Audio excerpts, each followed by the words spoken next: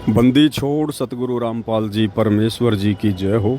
सत्साई भाई और बहनों, कल 12 अगस्त 2025 को मुझ पवन दास की हिसार कोर्ट में तारीख थी। जो मुकदमा सतलोक आश्रम मैनेजमेंट हरियाणा वालों ने ज़बरदस्ती सतगुरु रामपाल जी परमेश्वर जी को मुझ पवन दास के खिलाफ उल्टा सीधा भड़काकर और मेरे ऊपर जो मुकदमा उन्होंने लगवाया हुआ था, उसकी कल मेरी तारीख थी 12 अगस्त को। तो दास जयपुर से अपनी तारीख पर गया हुआ था। साथ में एक दो भगत भाई थे जो हमेशा ही दास के साथ में जाया करते हैं। जयपुर से मनोज भगत जी थे और महुआ से मुकेश भगत जी थे।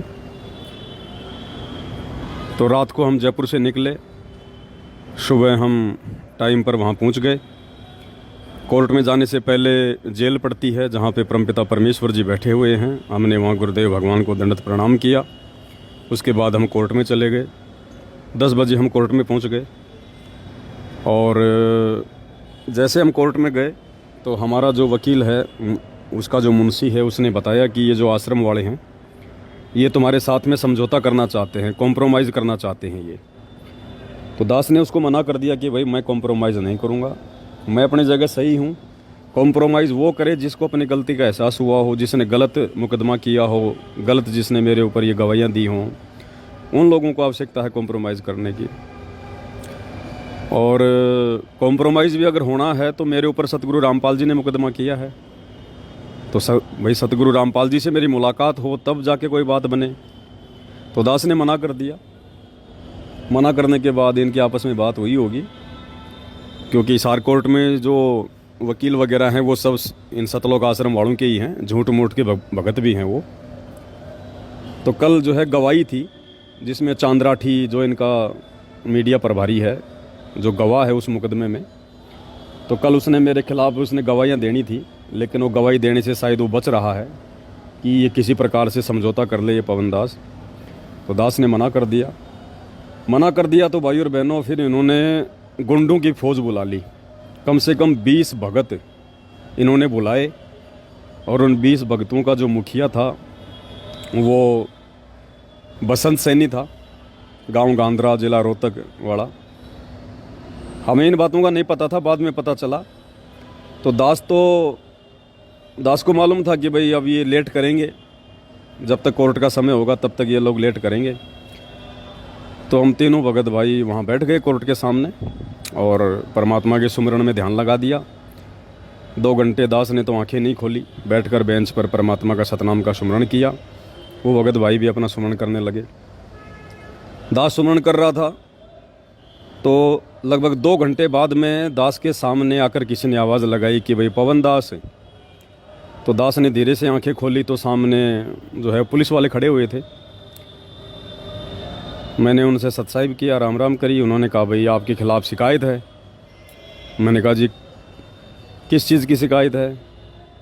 बोला कि बहादुरगढ़ से मैं आया हूँ, बहादुरगढ़ पुलिस स्टेशन से, और आपने जो परशुराम जी के ख़िलाफ़ जो कुछ कहे थे, जो शब्द वगैरह, परशुराम की जयंती पर आपने कोई वीडियो बनाया था, उसके ख़िलाफ़ हमारे पास में शिकायत थी। हम जयपुर भी जाके आए थे, लेकिन जयपुर आप हमें मिल नहीं पाए। 2 दिन हम वहाँ घूमते रहे और अब आपने बहादुरगढ़ कोर्ट में चलना है, वहाँ थाने में चलना आपने। तो मैंने कहा जी चलो कोई दिक्कत नहीं है। मैंने कहा हम ना कोई डकैत हैं ना कोई लुटेरे हैं, कोई दिक्कत नहीं है, आप चलिएगा। और मैंने जो भी कहा मेरे होशो हवास में कहा। तो उन्होंने बताया कि चांद्राठी ने आपके खिलाफ़ मुकदमा करवाया हुआ है ये, और उन्होंने कहा कि हमारी धार्मिक भावनाओं को इसने भड़काया है परशुराम जी के खिलाफ़ बोल के। तो मैंने कहा जी ये चांद्राठी तो जाट समाज से है और परशुराम जी तो ब्राह्मण समाज के देवता हैं, फिर इनकी भावनाएं कैसे भड़क गई? बोला ये हमें नहीं पता। तो मैंने कहा साहब अभी तो मेरी तारीख है, अभी यहाँ मेरी तारीख तो पूरी होने दो, अन्यथा फिर मेरी ये लोग अब्सेंट लगवा देंगे, मेरे खिलाफ़ फिर वारंट निकलवाएंगे।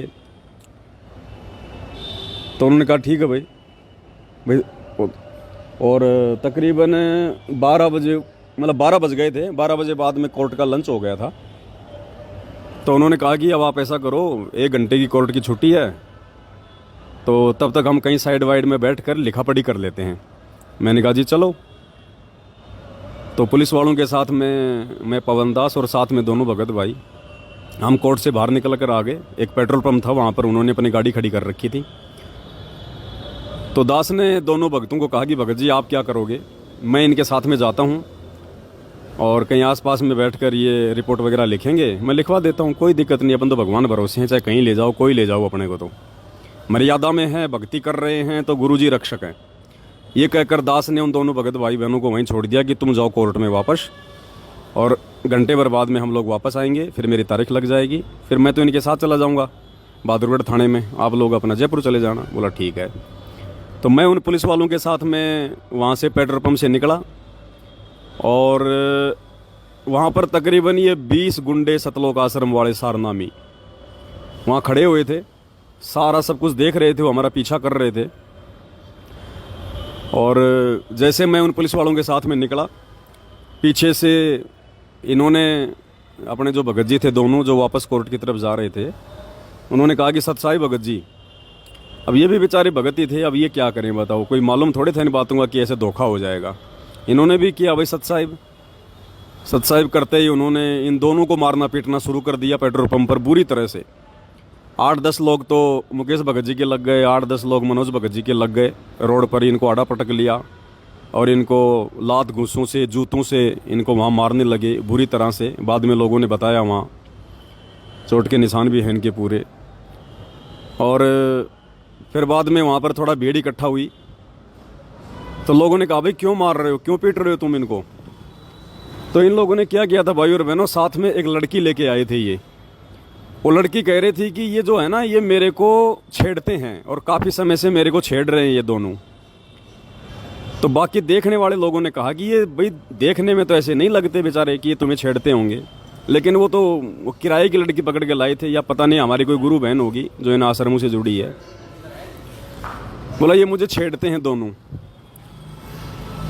तो फिर इतने में वहाँ पर कोई पुलिस वाला आ जाता है और ये लोग लेके अपनी गाड़ियाँ वहाँ से भाग लेते हैं। फिर मुकेश भगत जी ने मुझे फ़ोन किया कि भगत जी ऐसे ऐसे हमारे साथ में मारपिटाई हो गई है। मैंने उस पुलिस वाले को कहा कि भाई देखो ऐसे हम जिनको छोड़ के आए थे वहाँ पेट्रोल पंप पर, उनके साथ मारपिटाई हो गई है। तो वापस आया वो पुलिस वाला मुझे लेके, बोला लिखा पढ़ी बाद में करेंगे। वापस आया तो ये बेचारे लंगड़ाते हुए चल रहे थे। ये वापस भाग गए कोर्ट में डर के मारे कि भाई ये तो नालायक आदमी है, दोबारा मारेंगे, ये इनका कोई दीन धर्म तो है नहीं, खाली नाम है ये भगत और कुछ नहीं है। तो वापस आ गए। फिर इन्होंने सारी राम कहानी बताई कि भगत जी ये पूरा का पूरा जो षड्यंत्र है, ये आपके मर्डर की प्लानिंग थी, ये पूरा षड्यंत्र। क्योंकि आपने सुबह इन लोगों से कॉम्प्रोमाइज़ करने के लिए मना कर दिया था। मना करने के बाद में फिर इन्होंने पूरी ये प्लानिंग रची कि कैसे इसको और जो है इसको फंसाया जाए ताकि ये कोर्ट में ना आए। कोर्ट में नहीं आएगा तो फिर ये जो है गवाहियाँ नहीं होंगी, क्योंकि गवाहियों में फिर गुरुजी को भी आना पड़ेगा। गुरुजी आएंगे तो फिर आमना सामना होगा, फिर कोर्ट में सारे खुलासे होंगे, इनकी पोल पट्टी सामने आएगी। तो ये लोग चाहते हैं कि पवन दास कोर्ट में ना आए। तो फिर इन्होंने वो लड़की लेके आई थी ये, और 20-25 लोग ये आए थे कि लोग अगर पूछेंगे तो कह देंगे साहब ये लड़की छेड़ रहा था, और ये लड़की छेड़ने का मुकदमा इस पवन दास के ऊपर और लगवा देंगे, 4-5 साल के लिए जेल में और चला जाएगा। तो उन्होंने बताया भगत जी पूरा जो षड्यंत्र था ये आपके लिए था ये। तो दास ने कहा कि कोई बात नहीं भाई, राम रखवाड़ा है, जो परमात्मा करेगा सो होगा। अब ना तो भगवान छूट सकता ना भक्ति छूट सकती, ज्ञान भगवान ने ऐसा दे दिया। और वे मरना जीना भगवान के हाथ में है, अपने गुरुजी के हाथ में है भाई जीना मरना। वो चाहेंगे तो मारेंगे और चाहेंगे तो जिएंगे। आज से पहले भी तो लाखों बार करोड़ों बार जन्म ले चुके हैं, मर चुके हैं, और मर लेंगे एक जन्म में, क्या दिक्कत होगी। लेकिन अब सच्चाई का रास्ता नहीं छोड़ेंगे भाई। उसके बाद वो पुलिस वाला आया तो मुकेश भगत जी ने बताया कि भगत जी वो मेरा मोबाइल भी छीन कर ले गए, और साथ में मेरे जो रेलवे के जो ये ID कार्ड वगैरह थे वो भी ले गए छीन के। तो मैंने उनसे कहा पुलिस वालों से कि भाई साहब ये मतलब सरकारी आदमी है, अब बेचारे का मोबाइल भी ले गए, इसके वो कागज़ भी ले गए। तो उस पुलिस वाले ने फ़ोन किया, फ़ोन करके कहा कि भाई इनका ID कार्ड वगैरह लेके आ जाओ, वरना ये लोग 112 पे ये कॉल करेंगे, तुम्हारे ऊपर मुकदमा होगा। तो हमने कहा साहब मुकदमा तो हम नहीं करेंगे, अगर मुकदमे करने होते तो हम बहुत पहले कर देते इनके ऊपर। इनकी बुद्धि भ्रष्ट है, ये हमारे गुरु भाई हैं लेकिन इनकी बुद्धि भ्रष्ट है, इनकी बुद्धि बेकार बैठा हुआ है। हम मुकदमा नहीं करेंगे, हम तो अपने गुरुजी के वचन पे चलेंगे। आगे आने वाले समय में इनके कर्म इनको देख लेंगे अपने आप। ये खुद ही अपने ऊपर मुकदमे लगा रहे हैं। हम क्या मुकदमे करेंगे इन पे? हम तो हमारे गुरुजी के वचन पे चलेंगे, हम किसी पे मुकदमा नहीं करेंगे। जो तो को काटा बोवे ताको बो तू फूल। उन्होंने कहा भाई चलो कोई बात नहीं। फिर उसने फ़ोन किया उसको चांदराठी को कि भाई तुम्हारे भगत इनका मोबाइल भी छीन ले गए, इनके साथ मारपिटाई भी हुई है, तुम्हारे भक्तों के लक्षण है क्या ये? तो फिर चांदराठी ने उन लोगों को फ़ोन किया होगा। फिर थोड़ी देर बाद में वो बसंत सैनी जो है भगत जी का मोबाइल वो पर्स वगैरह लेके आया। फिर वो दे के गया। मैंने तो भी अपना तो स्वभाव है, जैसे वो बसंत सैनी आया, क्योंकि जयपुर में वही आया था मुझे मारने के लिए पूरी टीम लेके। तो मैंने कहा साहब ये वही आदमी है जो जयपुर में आया था मुझे मारने के लिए। मैंने तो भाई झुक के उसको हाथ जोड़ के मतलब उसको अपना सत साहब कहा, मालिक का जो विधान है पूरा, अपने लिए तो कोई दुश्मन नहीं कोई मित्र नहीं है। अब भाई और बहनों उस बसंत सैनी का सारनामी का वो रौद्र रूप देखने को मिला हमारे को वहाँ पर, जिनको दुनिया कहती है भगत है, जो इन आश्रमों में पाठ प्रकाश करता है, पाठ प्रकाश पे बैठता है। उस पुलिस वाले के सामने कहा कि इसने तो जान से ख़त्म करांगे, इसने हमारा बहुत कुछ बिगाड़ दिया, इसने हमारा जीना आराम कर दिया, इस पवन दास ने, इसने सब कुछ बिगाड़ दिया हमारा खेल सारा। इतना रौद्र रूप धारण कर रखा। पुलिस वाले ने कहा कि तेरे थप्पड़ लागेंगे ज़्यादा, तू आंडी पाक रहे आगे, बुलाऊँ अभी मैं पुलिस? इतना कहते वो ठंडा हो गया। बोला जी देख लो जी, ये तो आपकी मर्जी है। तो मैंने कहा कि भगत जी हम भी भगत ही होंगे छोटे मोटे, ऐसा कोई मारना थोड़ी है कोई भगतों को। तो बसंत से नहीं बोला कि गुरुजी के आदेश है तेरे को मारने के, गुरुजी के आदेश हो रहे हैं कि मार दे उसने। तो पुलिस वाले ने कहा कि ये तो भाई नकली गुरु भी नहीं करवाते ये काम तो, और तुम जो है बाबा रामपाल का नाम लेके कह रहे हो, तो बताओ फिर दुनिया कैसे जुड़ेगी उनसे, कैसे नाम लेगी उनका? मैंने कहा जी इसकी बुद्धि भ्रष्ट है, इसकी समझ में नहीं आएंगी ये बातें। फिर वो चला गया वहाँ से दे दा के मोबाइल वगैरह। फिर बाद में कोर्ट में दास की उस पुलिस वाले ने तारीख करवाई, तारीख करवा के और फिर हम कोर्ट से बाहर निकले। और फिर ये मुकेश भगत जी, मनोज भगत जी थे, इन्होंने कहा कि भगत जी हम भी आपके साथ ही चलेंगे, हम लोग उधर से निकल लेंगे, यहाँ इनका भरोसा नहीं है, ये हमारे को फिर मार पिटाई करेंगे हमारे साथ में। तो मैंने कहा उनसे पुलिस वालों से कि भाई आप इनको भी साथ ले चलो। तो कहा ठीक है मैं इनको वहाँ छोड़ दूँगा रोहतक में, रोहतक से निकल लेंगे। तो मुकेश भगत जी को, मनोज भगत जी को उन्होंने रोहतक छोड़ दिया और दास को जो है यहाँ पे बहादुरगढ़ की पुलिस थाने में लेके आ गए। अब हम लोग कोर्ट में जा रहे हैं। अब आगे देखो परमात्मा की मर्जी है भाई और बहनों। वैसे तो इसमें 4 साल की सज़ा है। अब ये कोर्ट में लेके जा रहे हैं। अब आगे अपने गुरुदेव भगवान की रज़ा, उनकी मर्जी परमात्मा की, परमात्मा फ्री करवाएंगे या फिर जेल भेजेंगे, जैसी परमात्मा की मर्जी। हमने तो उनकी रज़ा में राजी रहना है। सुमरन अपना कोई छीन नहीं सकता है।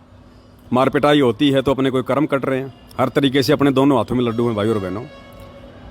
और बस मेरा तो आप सभी भाई बहनों से यही निवेदन है, यही प्रार्थना है। सत का मार्ग है और इस सत के मार्ग में आने वाले समय में ना जाने कैसी कैसी अग्नि परीक्षाएं हमें देनी पड़ेंगी, क्योंकि गुरुजी कहते हैं ना बच्चों तुम्हारी अग्नि परीक्षा है। तो ये सत्सयुगों की अग्नि परीक्षा, आश्रम वालों की नहीं है, वो तो आपके आसपास भी नहीं है। तो ये अग्नि परीक्षा हम सत्सयुगों की चल रही है भाई और बहनों। और किसी भाई बहन ने कोई चिंता करने की ज़रूरत नहीं है। अगर चिंता करनी है तो केवल गुरुजी के मंत्र की भक्ति की। देखो भाई और बहनों कैसे परमात्मा खेल खेलता है। गुरुजी पल पल साथ हैं। कल अगर वो पुलिस वाला अगर बहादुरगढ़ कोर्ट से मुझे लेने नहीं आता, जबकि मुकदमा हुए तो काफ़ी टाइम हो गया, वो कल ही क्यों आया? क्योंकि कल इन लोगों ने पूरा षड्यंत्र रचा हुआ था मुझ पवन दास को जान से मारने का। पूरा षड्यंत्र कि जान से नहीं मरेगा तो वो लड़की का मुकदमा लगा देंगे, इसको जेल में डालेंगे। मालिक को पता था कि ये मारेंगे इस बच्चे को। परमात्मा ने उस पुलिस वाले को भेज दिया उधर से, दास का सिक्योरिटी गार्ड बना के उस पुलिस वाले को भेजा भगवान ने। वो मुकदमा भाई और बहनों को ऐसे नहीं लगा, परमात्मा ने दया कर रखी है। अगर कल परमात्मा उस पुलिस वाले को ना भेजते तो भाई और बहनों कल ये इस दास को शायद छोड़ते भी नहीं है लोग। इतना विकराल रूप धारण करके पूरा कोर्ट इन्होंने घेर रखा था। और मालिक ने उस पुलिस वाले को भेजा और अपने गाड़ी में बैठा के मेरे को यहाँ पे बहादुरगढ़ लेके आया। अब ठीक है आगे की न्याय प्रणाली है, वो क्या करेंगे क्या नहीं करेंगे वो तो मालिक की मौज है, परमात्मा की मर्जी। अपने तो भजन करना है। भजन अपना कोई ना कोई जेल में छीन सकता, ना कोई बाहर छीन सकता है, और यही सबसे बड़ा धन है अपना। बाकी ये संघर्ष है भाई और बहनों। भगवान आप और हमारे लिए हमारा भगवान पिछले 10-12 साल से हिसार जेल में बैठा हुआ है। आप और हम नालायक तो क्या संघर्ष कर रहे हैं? कुछ भी नहीं कर रहे भाई और बहनों। हमारा तो अगर शरीर का अंग अंग भी काट दिया जाए मंसूर की तरह तो भी भाई और बहन हम तो कुछ भी परीक्षा नहीं दे रहे, कुछ भी नहीं दे रहे। इसमें तो हमारा भला उल्टा, हमारा भला ही हो रहा है ये उल्टा। तो आप सभी आत्माओं से प्रार्थना है भाई और बहनों, परमात्मा पे दृढ़ विश्वास रखें। किसी भगत को देख के बिल्कुल भी नहीं चलना है। ये ज्ञान आधार का मार्ग है, परमात्मा ने रास्ता सबको दिखा रखा है। बाकी आपस में मिलजुल के रहो, कोई दिक्कत नहीं है। भगवान का मार्ग है, प्यार प्रेम से रहना है। नफरत मुजदास की इन आश्रम वालों से भी नहीं है, क्योंकि हमने अगर नफरत पाड़ ली तो परमात्मा का विधान टूट जाएगा। फिर एक मित्र एक शत्रु है, भूल पड़ी रे प्राण, यम के नगरी जाएगा शब्द हमारा मान। और कबीर खड़ा बाजार में मांगे सबकी खैर, ना कहूँ से दोस्ती ना कहूँ से बैर। ये भले हमें अपना दुश्मन समझ रहे हैं, कोई दिक्कत नहीं है, समझो, मारो पीटो कुछ भी करो, हमारे बाप को नहीं छोड़ा इस लोक में, हमें कौन छोड़ेगा। लेकिन हमने इनको अपना भाई समझना है, अपना मित्र समझना है। हमारे मन में कोई दोष कोई द्वेष इनके प्रति नहीं होना चाहिए, बिल्कुल भूल के भी, नहीं तो फिर हमारा आत्म कल्याण नहीं होगा। और आत्म कल्याण नहीं हुआ फिर क्या फायदा, फिर ये जेल जाने का, मार पिटाई खाने का, ये कष्ट भोगने का, फिर क्या फायदा जब मोक्ष नहीं हुआ। तो जब इतना सब कुछ कर रहे हैं तो आगे भी करेंगे परमात्मा की दया से, भगवान करवाएगा, हिम्मत देगा गुरु जी साथ में तो सब कुछ है भाई और बहनों, कोई दिक्कत नहीं है, मालिक साथ में। बस ये मार्ग ना छोड़ना भाई और बहनों, और कुछ नहीं है। द्वार धनी के पड़े रहो, धक्के धनी के खाओ, शो काल जग जोड़ ही द्वार छोड़ ना जाओ। बस ये छोटा सा संदेशा था। आगे परमात्मा दया करेंगे तो दास आपके सामने उपस्थित होगा मालिक की सेवा में, सतगुरु महिमा में, नहीं तो फिर जेल में करेंगे सतगुरु की महिमा, बैठ के परमात्मा का सुमरण करेंगे। बंदी छोड़ सतगुरु रामपाल जी भगवान की जय हो। महल का भेद मैरमी को कहना, जो असली वस्तु है किसी एक आध को ही, जो आपका खास मैरमी, चाहे सारे हो जाओ उनको बताना। महल का भेद मैरमी को कहना, ये जग जान ठगा ठग है। ये राक्षस क्यों बने थे? एक गुरु से नाम लिया, साधना दोनों ने कर ली। जो गुरु की फटकार को नहीं उठ सके वो विमुख होकर के राक्षस रूप में आ गए। उनकी निंदा शुरू कर दी और उनके भक्तों के साथ द्वेष करना शुरू कर दिया। सिद्धियां दोनों में होगी थी भक्ति से। राक्षसों में ऐसी सिद्धि बताते हैं, आकाश में उड़ जाया करते, वहां से बाण छोड़ दिया करते थे, आग लगा दिया करते थे। लेकिन कवाए राक्षस जब तक गुरु पद मर्यादा से हम विमुख हो जाते हैं, मनमुखी जीव पार नहीं होते। तो इसी प्रकार सतगुरु महाराज कहते हैं, धर्मदास तो लाख दुहाई और ये सार शब्द कहीं बाहर नहीं जाई। आम व्यक्ति को नहीं बताना, फिर ये राक्षस रूप में आ जाओगे, क्योंकि काल गेल रहे से। मैं बोला जी, इस भगवान का आसरा लेकर श्री राम की शक्ति तय एक का लठ मारू था, 20 मरे थे गदा। मुनिंदर जी कहते हैं ये साधु लक्षण नहीं अनुमाना, या मार काट करना संता का काम नहीं होता बीरा, ये भी तेरे में भगता के लक्षण कोई नहीं। अब वही बात सुन लो बच्चों, तुमने मेरी सीख पर मेरी शिक्षा पर अमल नहीं करा, अब तो अपने लालच वश मेरे शिष्य बने रहे। पर मेरी बात सुन लो, मेरा काला मुंह मत करो, मेरी एक अंतिम पुकार सुन लो। तुम विचार करना होगा कि हम कौन है, कहां से आए। आपस में खेचातानी रखते हो अभी भी भगत हो गए। अच्छे इंसान तो जगत वाली गुना करते हैं, ऐसा जैसे भगत कर रहे हैं। अच्छे इंसान तो जगत वाली गुना करते हैं, ऐसा जैसे भगत कर रहे हैं। अच्छे इंसान तो जगत वाली गुना करते हैं, ऐसा जैसे भगत कर रहे हैं। किसी को छोटी सी सेवा दे देते, कोऑर्डिनेटर बना दिया, उन्होंने सोचा मैं खुदा बन गया। और इतना शिक्षा तो पड़े, मजदूर बनो सीखो, मजदूर।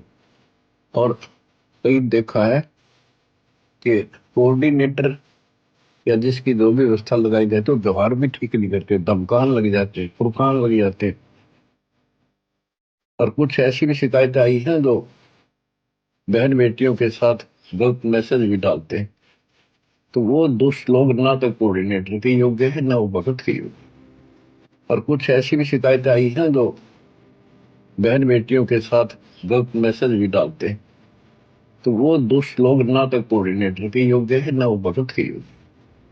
और कुछ ऐसी भी शिकायतें आई हैं जो बहन बेटियों के साथ गलत मैसेज भी डालते हैं। तो वो दुष्ट लोग ना तो कोऑर्डिनेटर के योग्य है, ना वो भगत के योग्य। तो ऐसा तो संगत माई कुसंगत उपजेगी, और ऐसी कुसंगत होगी फिर हम रखेंगे नहीं उसको खेत में। किसान उस कुबाड़ को पाड़ कर खेत के बाहर फेंक देता है, तो उसको आप मिशन से निकाल दिया जाया करेगा। सुधर जाओ, एक के नहीं सुनी जाया करती, कि सामूहिक शिक्षा दी जाती है, अमल कर लो इन पे। कर्म बतेरे फोड़ लिए। इस ज्ञान का असर क्या हुआ? थोड़ा सा सुख होते हो फिर पक्के एजेंट काल के बन जाते हैं, बकवाद वही करनी, भगवान से दूर हो जाना। थोड़ा सा सुख होते हो फिर पक्के एजेंट काल के बन जाते हैं, बकवाद वही करनी, भगवान से दूर हो जाना। थोड़ा सा सुख होते हो फिर पक्के एजेंट काल के बन जाते हैं, बकवाद वही करनी, भगवान से दूर हो जाना।